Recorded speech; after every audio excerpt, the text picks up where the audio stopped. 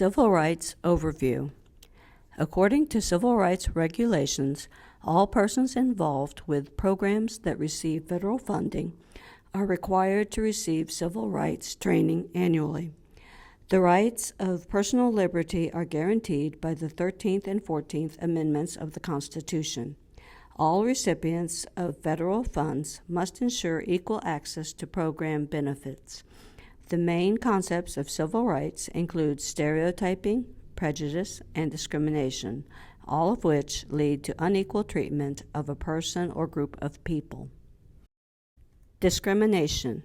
Discrimination is defined by the USDA for the child nutrition programs as different treatment which makes a distinction of one person or a group of people from others, either intentionally, by neglect, or by the actions or lack of actions.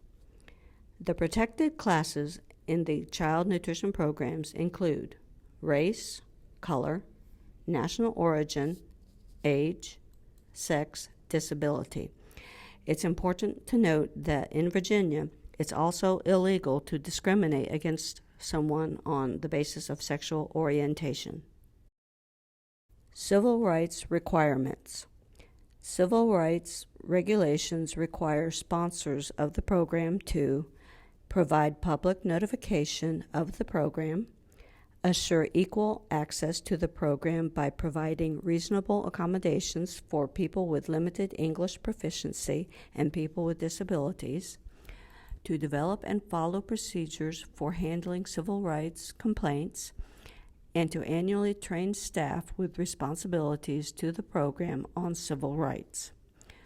In the next few slides, we'll review what each of these requirements entails. Public notification. Sponsoring organizations must submit a media release which must be sent to at least 2 media outlets. The media release should include program availability, inform applicants, participants, and potentially eligible persons of their program rights and responsibilities and the steps necessary for participation. Complaint information must advise applicants and participants at the service delivery point of their rights to file a complaint, how to file a complaint, and the complaint procedures. Non-Discrimination Statement. All information materials and sources, including websites, must contain a non-discrimination statement. The statement is not required to be included on every page of the program website. At a minimum, the non-discrimination statement or a link to it must be included on the home page of the program information. Elements of public notification. There are several elements of public notification.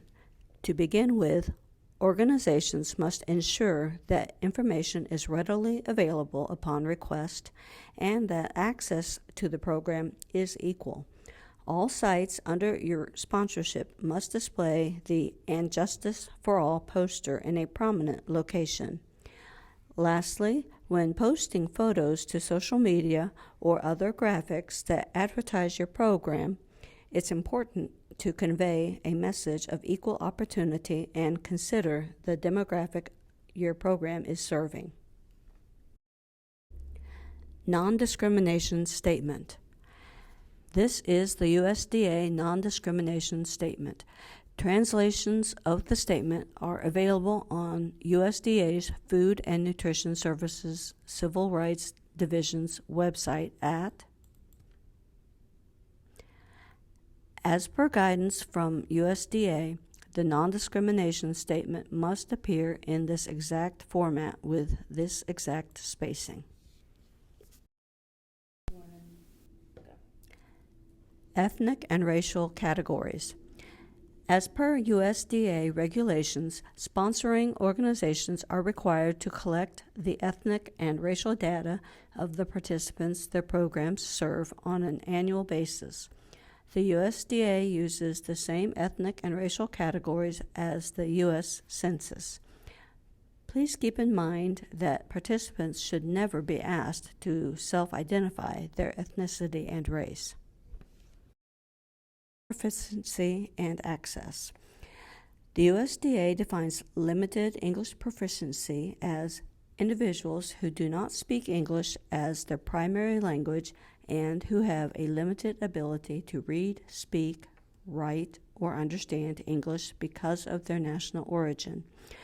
As recipients of federal funds, sponsoring organizations have a responsibility to take reasonable steps to ensure people with LEP have meaningful and equal access to your programs.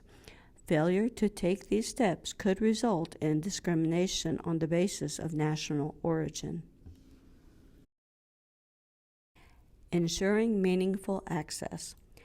When ensuring meaningful and equal access, the following factors should be considered: the number of persons with limited English proficiency in your service area, how often individuals with LEP come in contact with your program, what resources you have available to fund the costs associated with ensuring equal access for person with LEP. Language services. Please keep in mind that children cannot be used as interpreters, and participants should never be asked to bring their own interpreting services. When looking for language services, you should seek out individuals who are qualified and competent.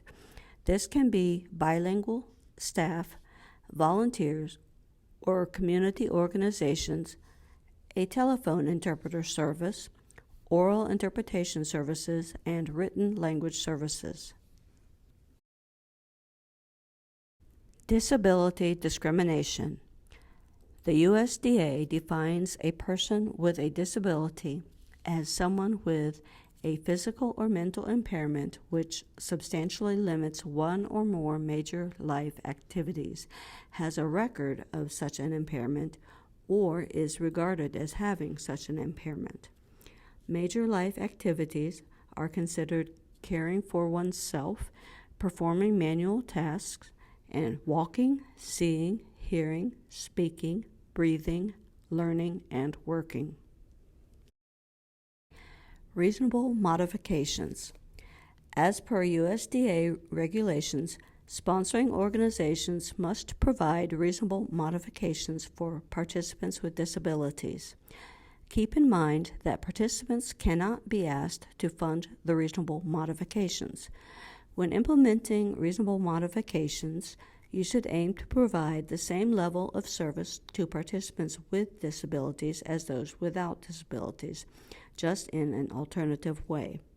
It's important to maintain clear communication between all parties involved when implementing the reasonable modifications to ensure all expectations are met and there is no inadvertent discrimination on the basis of disability. Civil rights complaints.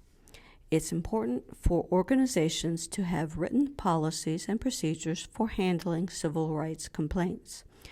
A complaint can be verbal, in writing, or observed, and must be filed within 180 days of the alleged discriminatory action. Here is a link to the USDA Civil Rights Complaint Form, which must be completed if there's a civil rights complaint related to any of your child nutrition program's operation. Once completed, the form must be sent to the USDA Office of Assistant Secretary for Civil Rights. Contact information for that office is located on the form. Civil rights training. Sponsoring organizations are required to conduct civil rights training annually to all staff that work with CACFP and SFSP.